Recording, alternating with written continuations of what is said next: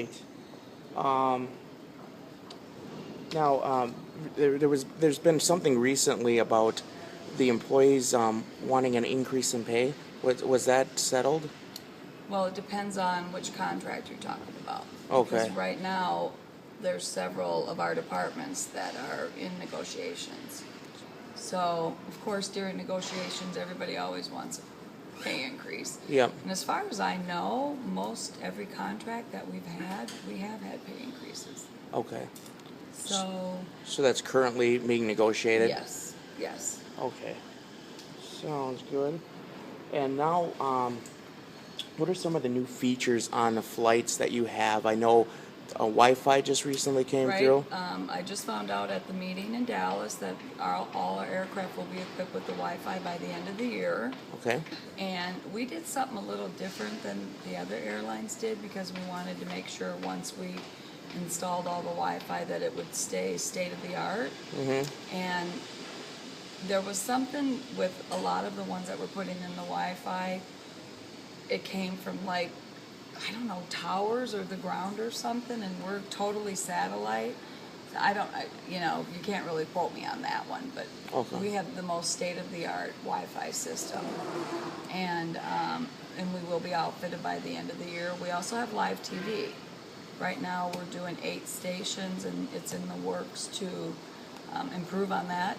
Okay. You know, most of it's sports and news. So they want to try to improve on that and get more live TV stations going. So Sounds the good. Wi-Fi's big, the live TV's big. Just our Rapid Reward program has gotten so much better. The customers are being rewarded in a lot more ways, like air travel, rental car, hotels, Okay. those kind of perks. Yeah. Can you explain the rewards program a bit? Our Rapid Rewards, it used to always go by miles. So if you flew 500 miles, it took X amount of miles to get a free round trip. Mm-hmm. We did that for years. So you kind of always knew, you needed 1,600 miles for a round trip or whatever the number was. I can't even remember now. But now everything is based on points. So if you're a business traveler and you travel every week and you always pay full fare and you do the business select, you get X amount of points. Let's say you get 10,000 points, and that's just, I'm throwing a number out there. Mm-hmm. If you're just kind of the average traveler that maybe books a week in advance and you've got a good fare, maybe not completely full fare, you would get like 5,000 points. Okay. But if you're the person that books out 21 days in advance and you get one of those super duper cheap fares, you may only get 1,000 points. And then you accumulate points by the other hotels, the rental cars. We also have a Southwest Airlines Chase Visa card where you get points for that. So it's really far exceeded what we originally planned on doing with the program. It has worked out very well for us, and we're very happy with it. Sounds good. Basically, do you think you'll have any agreements with any other airlines in the future, as far as how they do like partnership type Right. thing? That's what's called interlining. Yep. And where you would check your bag on one airline and it would go all the way through. Mm-hmm. We have had a joint venture with Volaris, which is Mexico, Mm-hmm. and we have done that.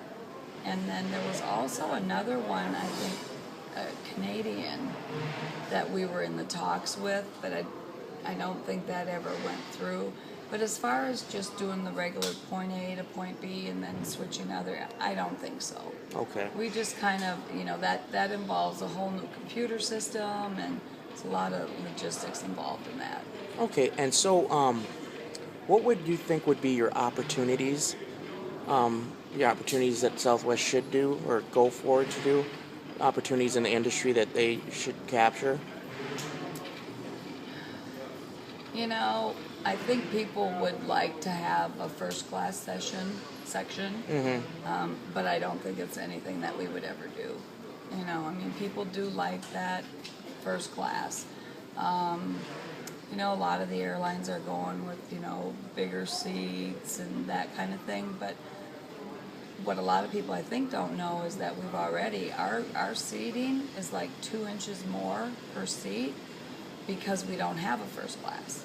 So our seating is actually more spacious than a lot of the other airlines. Of course, you have the narrow, I mean, not the narrower seats. All the airline seats are the same width. But if you could somehow figure out a way to maybe make wider, more comfortable seats, that would help. What would you feel would be a threat? Again, I think fuel is the biggest threat that we have. I mean, really, we've always done things really smart, like only fly 737s. So, you know, if a plane breaks down in Des Moines or it breaks down in Dallas, you have the same parts, the same mechanics. So we've done things very smart. And, you know, sometimes it takes us a little longer to get things done because we do a lot of investigating and making sure that it's done right. But, yeah, I mean, other than, you know, another, God forbid, terrorist attack, I mean, that hurt the industry so much. I mean, I've never gone through so many changes in my whole career after 9/11. You know, and there are times now that we're still feeling the you know, tragedy, and it changed the whole airline industry so much. And Lynn, what would you feel would be Southwest's weakness that they have?